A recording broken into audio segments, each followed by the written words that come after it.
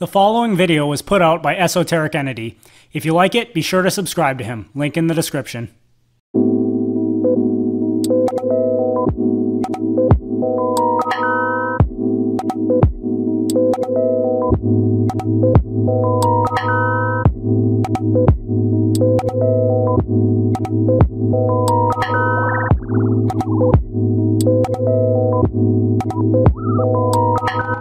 So, as I'm sure most of you have seen by now, the first Capitol Hill hearing for Mark Zuckerberg was pretty hilarious. Zuckerberg sitting there being charged in his little booster seat. Literally, he was sitting in a booster seat, while these hawkish political elites pretend to be outraged over Facebook, doing much of the same thing that they do on a regular basis. But anyway, there are thousands of other videos covering the free speech stuff and the security breaches and how he fumbled on that, so I'm not going to be delving too deep into that. The reason that this hearing pissed me off and the reason I want to talk about it was something completely different, which so far I've seen no one else address. And the segment in question, unsurprisingly, is when he's being pressed by Lindsey Graham, who, out of the political parasites, is one of the dumbest and least self-aware. He's basically just Jeb Bush, but with just barely enough grace to prevent himself from becoming a meme. So, basically, you ever wanted to know what Jeb Bush would be like if he wasn't socially awkward? No? Well, too bad, because Lindsey Graham is a thing. Anyway, Lindsey Graham basically argued that the government needs to regulate Facebook and that Facebook is a monopoly.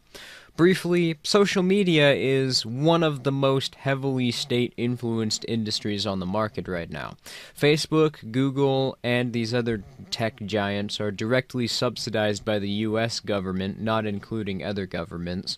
So there goes any incentive to compete.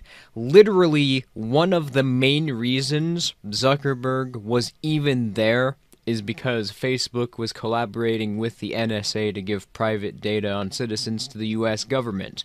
It's also heavily regulated, so that makes it more expensive for competitors to enter the market, and as we've seen, does nothing to their practice. So, to put it in other words, if you look for corporatism in the dictionary, you'll likely find a picture of Mark Zuckerberg or the Facebook logo. Ranging from texting apps to email to... the same service you provide.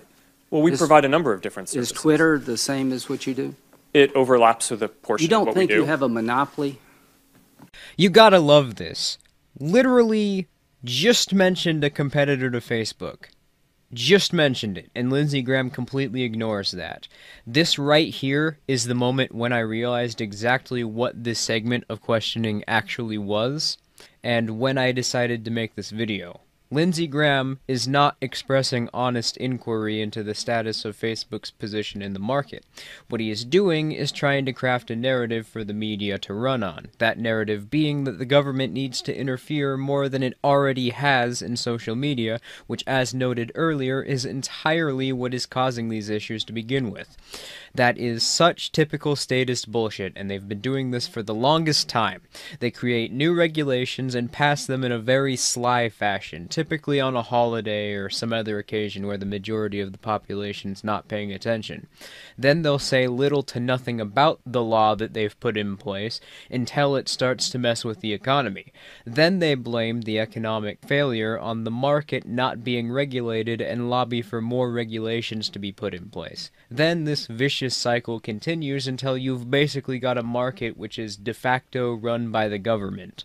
Two great examples are healthcare and banking. I'm sure most of you are familiar with how it happened in banking. The Federal Reserve Act was signed on Christmas Eve of 1913, and bankers commissioned empty loans from the Federal Reserve to put into the stock market, which caused the Great Depression. And what followed to this day has been a vicious cycle of increasing regulations and experiencing catastrophic market crashes as a result, which politicians blame on the free market and use to rally for more regulations on banks. As for For healthcare, regulations were imposed and rallied for in response to a report commissioned by the Carnegie Foundation in 1910, which specifically was created to artificially limit the amount of doctors available on the market, which of course led to an artificially inflated cost because this limited the amount of labor available, and therefore made laborers more expensive, which led to reduced availability of service, which led to higher prices. So of course healthcare costs skyrocketed in response to this, which led to a series of government regulations which made healthcare so expensive that there was an entire new industry created specifically to cover the cost of healthcare for the average person. Yes, there was a time when healthcare was so cheap that you didn't even need insurance to pay for it, and the reason it became so expensive is because of government regulations.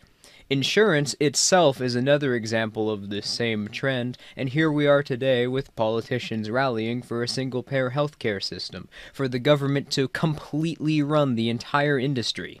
What's the reason for this? It's pretty simple. Big businesses and the government thrive off of one another.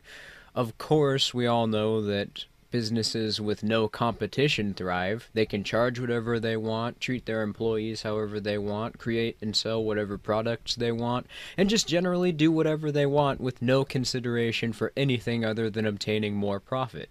Big business benefits from the government in this manner because the government, by interfering in the market, can make the cost of running businesses so expensive that competition can't emerge. Without this threat of violence by the government, monopolies can't form because there is no other way of keeping competition out of the market other than a monopoly on violence intervening and effectively forcing them out.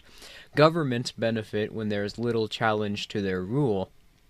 In fact, literally all it would take for a government to lose everything is for a large amount of its citizens to go on a tax resistance, because they need police to enforce their laws and force people to pay taxes, and they can't have that without funding in the form of taxation.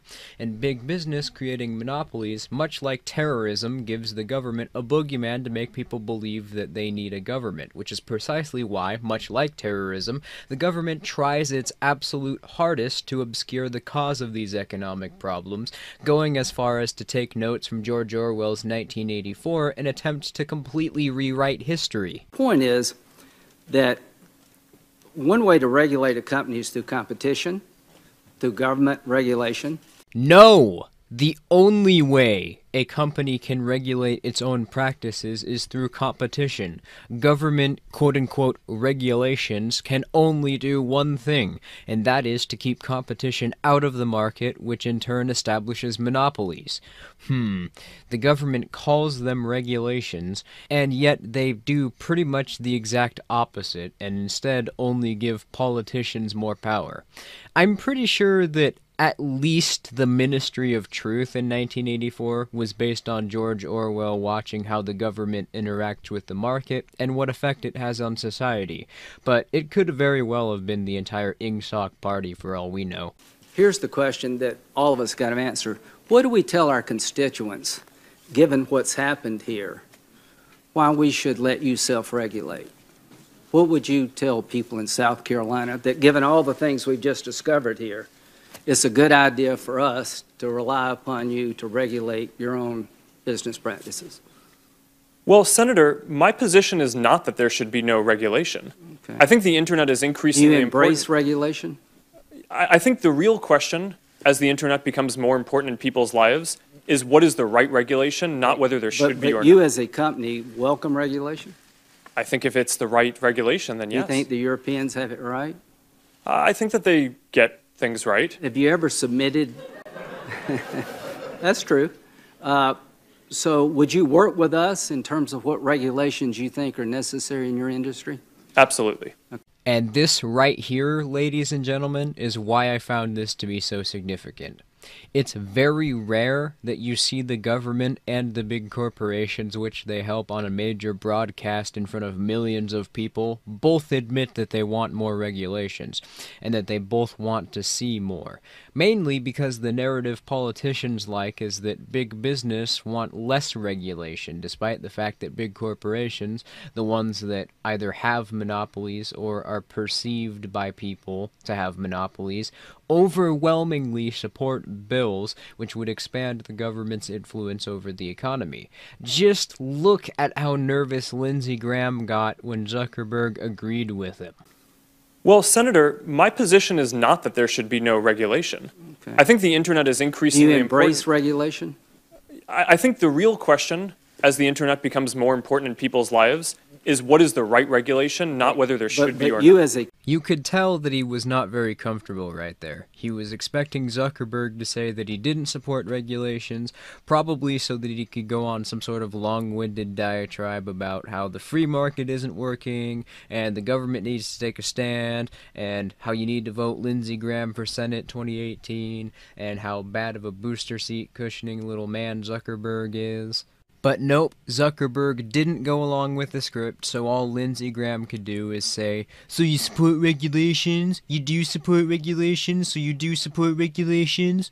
So, the second part of the hearing is going to happen soon, and I predict that either there or not too far into the future after that, the government is going to start creating more legislation on social media to try and protect the current companies who are dominating the market, and the stupid progressives like Kyle Kulinski or the Young Turks are going to pretend that they're fighting the man, and completely pretend that this little slip-up never happened, and that all big businesses want is a free market. Thank you all for watching. If you liked it, please comment, rate, and subscribe, and I will see you all next time.